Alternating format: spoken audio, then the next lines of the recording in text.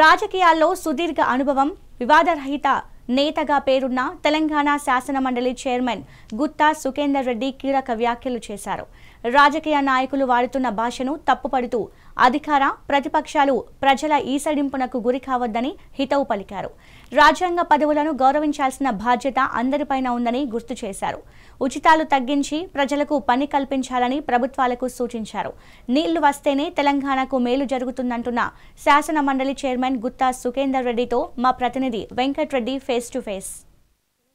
రాష్ట్ర శాసన మండలి చైర్మన్ గుత్తా సుఖేందర్ రెడ్డి గారు ప్రస్తుతం మనతో ఉన్నారు. వారితో మాట్లాడే ప్రయత్నం చేద్దాం.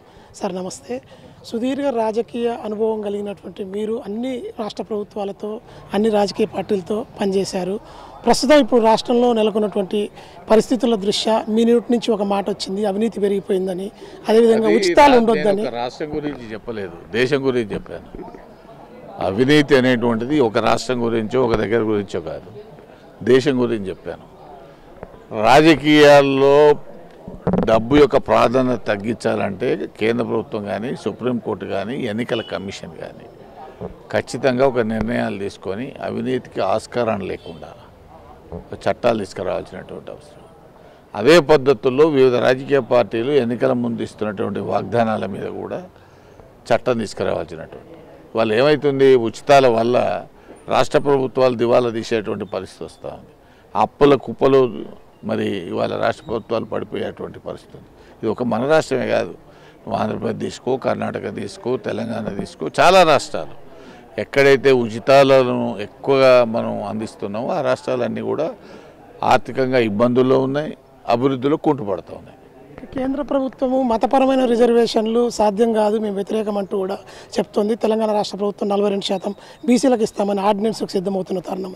ఎట్లా చూస్తారు ఈ రెండు అంశాలు? ఇది మతపరమైనటువంటిది కాదు కదా బీసీలది.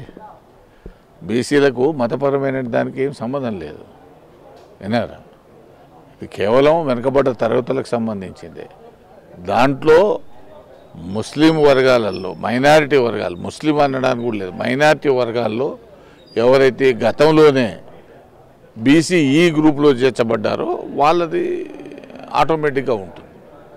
చంద్రబాబుతో అంటగాగుతూ రేవంత్ రెడ్డి మొత్తం కూడా జలదోపిడికి సహకరిస్తున్నారు అంటున్నారు. మీరు చూస్తున్నారు 50 సంవత్సరాల నుంచి కూడా మీకు మొత్తం ప్రాజెక్టులకు సంబంధించిన పూర్తి సమాచారం ఉంది. అసలు బనకచర్ల కావచ్చు, అదేవిధంగా ఇటు కాళేశ్వరం ప్రాజెక్టు కావచ్చు, నాగార్జున సాగర్, ఇచ్చంపల్లి వాటర్ దోపిడీ నిజంగా తెలంగాణకు జరుగుతుందండి. నీటి వివాదాల కారణంగానే తెలంగాణ ఉద్యమం వచ్చింది. నీళ్లు, నియామకాలు ఇవన్నీ. కాబట్టి నీటి దోపిడీ విషయంలో గతంలో చాలా జరిగిన మాట వాస్తవం. కానీ ఇవాళ తెలంగాణ రాష్ట్ర ప్రభుత్వం వచ్చిన తర్వాత మన నీళ్ళను మనం తీసుకునేటువంటి ప్రక్రియ గతంలో కూడా జరిగింది, ఇప్పుడు కూడా అదే జరుగుతుంది. గతంలో కృష్ణా బేసిన్లో ఉన్నటువంటి పలు ప్రాజెక్టులు కనుక 10 సంవత్సరాల్లో పూర్తి చేస్తే ఇవాళ ఈ సమస్య వచ్చేది కాదు. గోదావరిలో మనకున్న ఇబ్బందులు, నీళ్ళ వాటా ఎక్కువ ఉంది, గోదావరి కింద ఉంటుంది, మనమేమో పైన ఉంటాం. ప్రతి నీటి చుక్కను లిఫ్ట్ చేయాల్సిందే. కృష్ణా బేసిన్లో అది కాదు. కాబట్టి వాళ్ళ సమస్యలు వస్తాయి. కాబట్టి మనం ఎప్పుడైనా సరే మనకు రావాల్సిన వాటాను రక్షించుకోవాల్సినటువంటి బాధ్యత మన మీద ఉంది. అందుకనే రాష్ట్రంలోని రాష్ట్ర ప్రభుత్వం కృష్ణా జలాల్లో మనకు వచ్చేటువంటి వాటా కొరకు ఫైట్ చేస్తూ ఉంది.